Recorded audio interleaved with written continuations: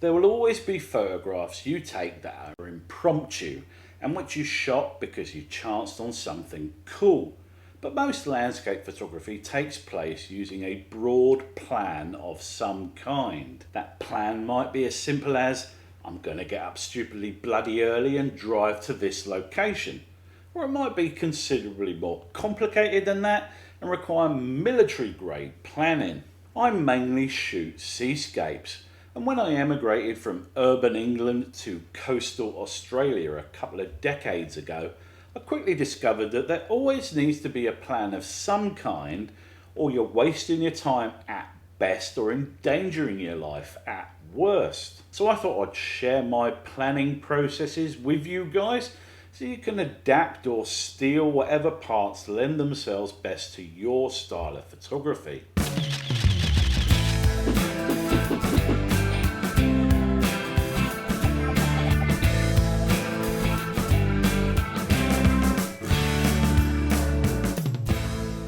The best way of categorizing land and seascape photography for me is by the time of day. Sunrise, daytime, sunset or nighttime, rather than by style. The time of day determines everything that comes afterwards, from where I go to the equipment I take right through to when I arrive and leave. Sometimes I simply decide I'm going to go and shoot some daytime seascapes, and sometimes promising conditions dictate the time of day.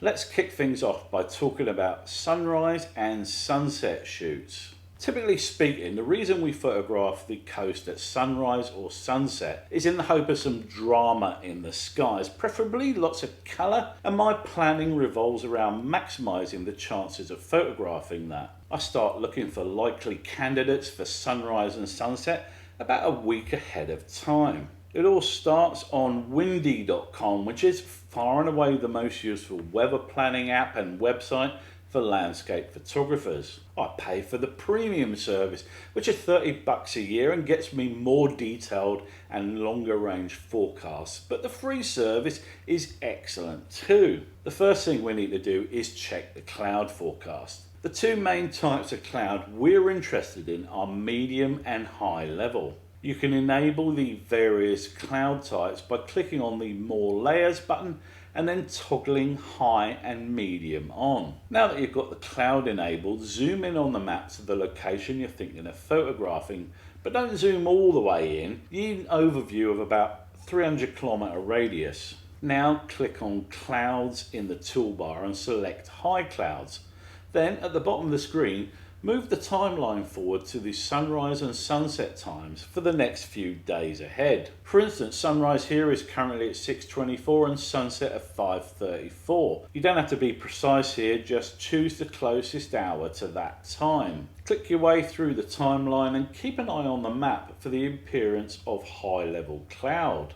If you get a hit and high level cloud appears, then click on medium cloud and then low cloud in that toolbar. Ideally, you just want high level or combined high and medium. If you have all three, high, medium and low, then you're unlikely to get any sky colour, but it does depend on how dense the cloud is. How do you find out how dense the cloud is? Simply click on the screen in the area in question and you'll see a percentage. Of course, the presence of the right kind of cloud is not the only thing we need to check. It needs to be in the right place. I'm on the east coast of Australia, and so at sunrise that cloud needs to be over the ocean, and at sunset it needs to be over the land. For the really awesome sunsets, you also need the cloud to either end or have a big gap in it about 100 kilometers from where you're going to be photographing the scene. This is so that the sun's light can get under the clouds and backlight them. The effect is called Rayleigh scattering, and it's when light from the sun hits the Earth's atmosphere and the blue wavelengths get scattered while the red wavelengths do not. These kinds of gaps are difficult to predict, however, so I never cancel a shoot because I'm not seeing them. Many of the positive meteorological conditions associated with sunrise and sunset apply to day and night photography too, but obviously it can be a deal breaker for astro. As someone who lives in Australia, I can tell you that endless runs of unbroken blue skies can be boring as batshit for landscape photographers. I've never given in to replacing my skies using Photoshop or Luminar Neo, because I think when you do that it stops being a photograph, but I can understand the frustration. Blue skies lend themselves really well to those summertime tropical shots where you're trying to get that turquoise ocean look, but other than that, some cloud always benefits the scene. So I would still advise to do the cloud forecast skip through in windy.com in order to make sure there will be some visual interest in the sky for daytime shots. The exact opposite is the case for astrophotography, of course, where you want skies completely clear of obstructions so you can have a full view of the sky dome in all directions. The moon has a huge impact on the visibility of the stars in the night sky, and so I check the phase of the moonrise and moonset times using the Photographer's Ephemeris website. Whether it's sunrise, daytime, sunset or astrophotography, once I have a date in mind, then I start thinking about where I'm going to go. There isn't much of this coast, 150 k's in either direction, that I haven't photographed at one time or another, so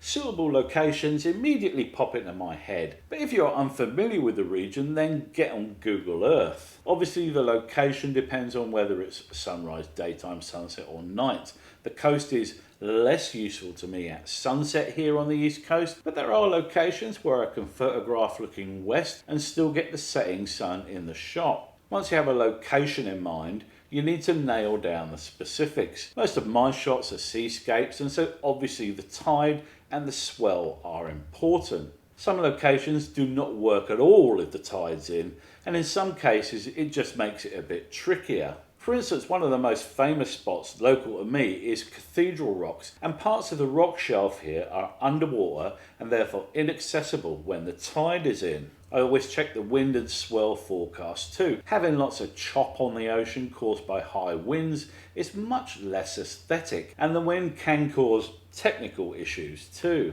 If there's a big swell running, then that completely rules out some locations where the waves break on the rocks, but it makes other locations more compelling because you can get some cool big wave photos. If I'm shooting daytime shots, then I start thinking about the popularity of that location and whether or not I'm happy having people in my photos. I do shoot some imagery for local government, tourist organisations and businesses, and in those cases having people in a shot is sometimes a desirable thing. But if I'm shooting for myself, I usually prefer to have them as free of people as possible so that the shot is simply about the landscape. I happen to live in a photogenic region that's popular with tourists, and so the time of year, weather conditions and location has a great bearing on how viable a location is. One of the most popular beaches here is called Hyams Beach, and it's busy year round, but particularly rammed during the summer holidays. I usually do not visit Hyams at all during the summer because even before the sunrise there will be other photographers and tourists enjoying the location. Other things you need to consider are general accessibility and any rules or regulations for that location. If you're using a drone to take aerial photography, then some locations will be off limits, and you might have restricted airspace regions which limit the hours of day you can fly. Buderi National Park is a beautiful, pristine and highly photogenic park local to me, and they have a complete ban on drone usage at any time of the day or year. I also live near the centre of a region of restricted airspace that limits the times I can fly to weekends and sunrises. Accessibility may be an issue too. Some locations will not be open at sunrise, for instance, while others may be closed completely during the week. The northern half of nearby Jervis Bay here is actually a bombing range managed by the Australian Navy, and for rather obvious reasons there are date ranges when you cannot visit. During bushfire season here in Australia, access to some areas is limited, and even if it wasn't, thick choking smoke is not conducive to landscape photography. Do a check for any events that are happening in your proposed photo location area, as these can impact your ability to access the area. The lesson being, never assume you'll be able to just rock up at a location and have the access you require to take your landscape photos. It takes a couple of minutes to double check and can prevent a frustrating experience at the end of a bush track at 4 in the morning. I speak from bitter experience here. So to summarise all of that, here's the checklist I run through for each location prior to heading out. The direction of the sun or moon, general weather conditions, cloud forecast, tide times, wind forecast, swell forecast, tourist ratios, event check, location restrictions, restricted airspace, etc., emergency conditions, bushfire or flood, and access to that location. The final part of the puzzle is working out the logistics of getting to the location in such a way that I can have a meaningful landscape photography shoot. I'm very familiar with my local surroundings, but if I'm on my holidays, then I fire up Google Maps and find out how long it's going to take me to drive to that location. Then I need to factor in how much time it's going to take me to get to the location when I'm there. Is there a bushwalk involved, or a walk down the beach, or can I just rock up in the car, get the camera out and start shooting? On this subject, I would offer one small piece of advice. It's sometimes a bit too easy to opt for the shoots that don't include a walk of some kind. The beach car parks here in Australia are especially seductive, but if you put yourself to a bit of extra trouble, you nearly always end up with better shots. If I'm shooting sunrise or sunset, then typically speaking, I try and be on location, camera out and ready to go an hour ahead of time. Obviously, this is tough in those months of the year when the sun's rising early. If it's a 5:30 a.m. sunrise and I have a 45-minute drive and some walking, then the alarm's going off at about 3 a.m. Ouch! There's a lot to be said for crashing in the back of your camper van on location the evening before, assuming you have a camper van, of course. The call of the all-day breakfast bun and a coffee is strong, but after going to such efforts to get to your location, resist the urge to pack up too soon. Sometimes the working day means you do have to bug out earlier than you'd like, but if you aren't under such pressure, then take your time. For sunset shots in particular, really take your time. Some of my most vibrant images were very long exposure shots I took as much as an hour after the sun officially set. If you're shooting astrophotography, then you do of course have to factor in the subject of your shoot. The Milky Way is less visible here in Australia in the summer, so winter is best. Full moons do not always conveniently rise above the ocean at 7 p.m.